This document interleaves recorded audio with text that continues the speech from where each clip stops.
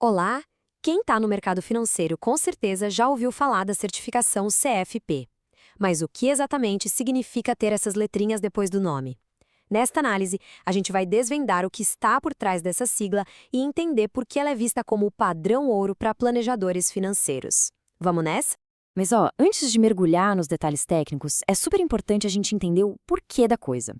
Ser um Certified Financial Planner, um CFP, é, na essência, ajudar as pessoas a usarem o dinheiro delas para construir a vida que elas sonham. É sobre conectar dinheiro com propósito, sabe? Então, o nosso roteiro para hoje vai ser bem direto. Primeiro, a gente define o que é um CFP. Depois, vamos mergulhar na filosofia do saber, fazer e ser. Em seguida, a gente desvenda o mapa do exame, conecta os pilares do planejamento e, por fim, eu dou umas dicas de preparação. Então, vamos lá, começando pelo básico. Afinal, o que é que significa na prática ter um CFP no cartão de visitas? Pensa na certificação CFP como um selo de qualidade, um selo reconhecido no mundo todo. Aqui no Brasil, quem cuida de tudo e concede a certificação é a Planejar, que é afiliada ao FPSB. E o FPSB é tipo um conselho global que garante que um CFP no Brasil siga o mesmo padrão de excelência de um CFP em qualquer outro lugar do mundo. E essa aqui é a definição oficial. O ponto mais importante aqui, a palavra-chave, é processo. Não se trata só de escolher investimentos, mas sim de olhar a vida financeira da pessoa como um todo para criar um plano que faça sentido e que seja coeso. Agora a gente vai para o coração da certificação. A filosofia por trás dela vai muito, mas muito além do conhecimento técnico. Essa imagem aqui resume perfeitamente a essência de um profissional CFP. A ideia toda se baseia em 3 pilares que se conversam o tempo todo. O saber, que é o conhecimento técnico, o fazer, que é saber aplicar isso na prática, e o ser, que é a conduta ética. Juntos, eles formam a base de um planejador realmente completo. Mas e na prática? O saber é dominar a teoria, os cálculos, as regras.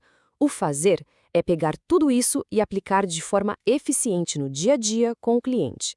E o ser, que talvez seja o mais importante, é a base de tudo. É agir com ética, com integridade, colocando o interesse do cliente sempre, mas sempre mesmo, em primeiro lugar. Ok, essa filosofia é muito legal, mas como é que isso tudo vira uma prova?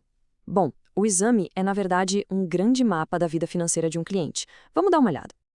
Olha só que interessante esse gráfico. Ele dá uma visão bem estratégica da prova. Dá para notar de cara a distribuição dos pesos, né? Áreas como gestão financeira e planejamento de investimentos têm um peso bem grande. Já a psicologia financeira, que é super importante, tem uma fatia menor. Isso já diz muito sobre as prioridades da certificação. E olha lá, o maior peso de todos, com 17,1%, fica com o módulo de planejamento de investimentos e gestão de ativos. Isso é um sinal bem claro, né? Mostra a importância de saber construir e gerenciar portfólios de um jeito que realmente funcione para atingir os objetivos de cada pessoa. E aqui a gente tem um mapa completo. São 8 módulos que, se a gente parar para pensar, cobrem a jornada financeira inteira, desde os princípios básicos de gestão de ativos, passando por aposentadoria, riscos, impostos, até chegar no planejamento da sucessão. E para fechar o ciclo, um tema que é fascinante e cada vez mais essencial: a psicologia financeira. Agora, o legal é entender que esses módulos não são só uma lista de matérias para decorar, sabe? São peças de um quebra-cabeça, e elas se encaixam para montar um plano financeiro que seja forte e integrado. Pensa assim, uma parte do trabalho do planejador é ser o arquiteto do futuro. É aqui que entram os módulos de planejamento de investimentos e de aposentadoria. É onde se criam as estratégias para o patrimônio crescer e para garantir a tranquilidade financeira lá na frente. Exato. E enquanto uma mão está construindo, a outra precisa proteger. Essas imagens mostram bem essa dualidade que é fundamental. Fazer o patrimônio crescer, claro, mas também defender ele contra os imprevistos da vida. E essa é a outra metade da equação, a proteção. Os módulos de seguros, planejamento tributário sucessório são como os guardiões do patrimônio. Eles existem para garantir que tudo aquilo que foi construído com tanto esforço não se perca por falta de um bom plano contra riscos, por causa de impostos ou na hora de passar para os herdeiros. E para sustentar tudo isso, a gente tem a base, o alicerce. Os princípios do planejamento e a gestão financeira são essa fundação.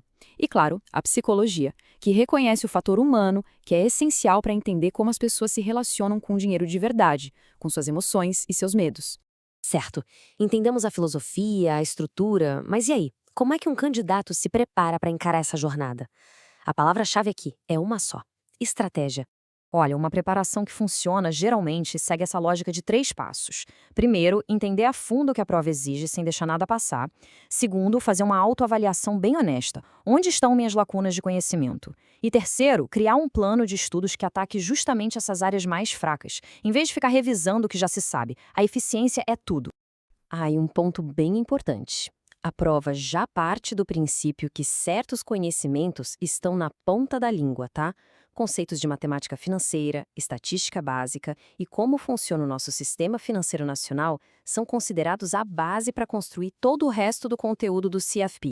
E para a gente fechar, fica uma reflexão. A certificação CFP, no fundo, não é só sobre decorar fórmulas ou estratégias. É sobre enorme responsabilidade de juntar um conhecimento técnico profundo com um compromisso ético que não pode ser quebrado.